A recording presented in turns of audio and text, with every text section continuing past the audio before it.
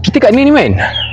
Ni nama dia Masjid Cina Melaka. Antara spot masjid paling menarik, paling unik kat Melaka. Yo, serius ah? Serius. Memang unik ah. Tapi kan, tadi kau cakap kita kat masjid kan? Baju kita kat tak sesuai sangat ni. Oh agak lah, ni macam nak pergi sukan je. Tu lah. Apa kata kita tukar baju jap? Okay, jom switch. 3, 2, 1. Ni baru sesuai ke? Ya tu. Jom lah, tunggu apa lagi? Okay, jom. Masjid pertama dalam perjalanan kami ialah Masjid Cina Negeri Melaka atau turut dikenali sebagai Masjid Cina Al-Muttaqin.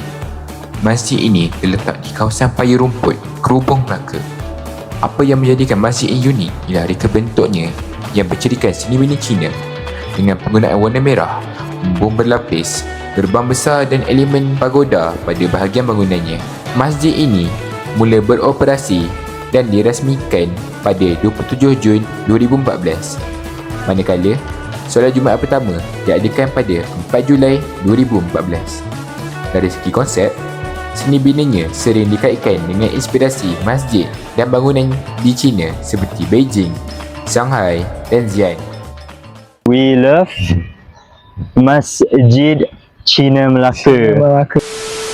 Aku nampak something. Apa? Nampak buku.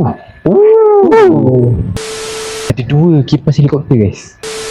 Oh, ni apa? Macam pelamin tu. Laluan OKU. Cantik, ada hiasan sekali.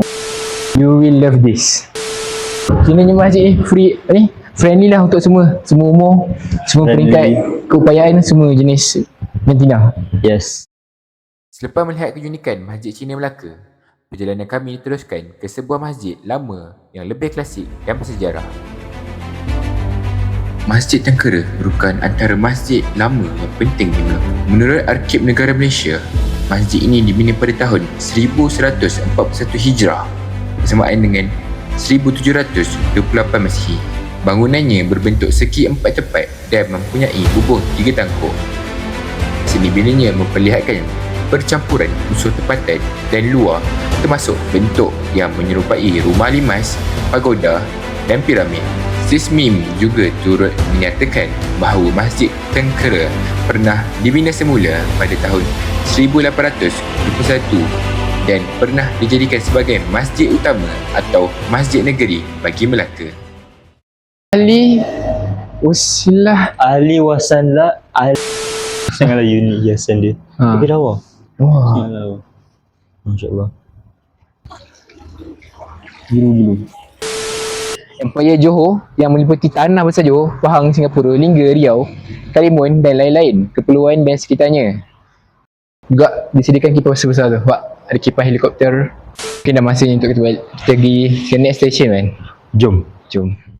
Masjid Selat Melaka terletak di Pulau Melaka, Bandar Hilir dan mula dibina pada tahun 2005. Masjid ini dirasmikan pada 24 November 2006 dengan kos pembinaan serta penambahbaikan sekitar RM13.5 juta ringgit. Kedudukannya di perairan Selat Melaka menjadikan masjid ini sering dikenali sebagai masjid terapung, terutama apabila dilihat dari sudut tertentu ketika air pasang. Angkat sikit. Macam nak nampak. So, Assalamualaikum. Korang baru saja habis solat maghrib. So, korang nak pusing dulu kat area sini. Tu sikit. So, korang nampak belakang ni sangat cantik. InsyaAllah. Sunset arah sana guys. Korang boleh terus keluar ke arah sini dan mungkin boleh tengok sunset di sana. Adalah segelintir sikit yang mungkin tinggal selepas maghrib. Nanti waktu isyak dah tak ada dah. Perjalanan kami bermula dengan niat mencari masjid untuk solat, tetapi akhirnya membawa kami mengenali 3 masjid yang mempunyai identiti berbeza. Masjid Cina Melaka menonjolkan keunikan budaya dalam seni bina Islam. Masjid Tengkera pula membawa nilai sejarah dan warisan Melaka lama. Manakala Masjid Selat Melaka memberi suasana moden yang tenang dengan pemandangan laut yang indah. So man, macam dah habis lah man. Terus kak. So, See you in the next Travel Show.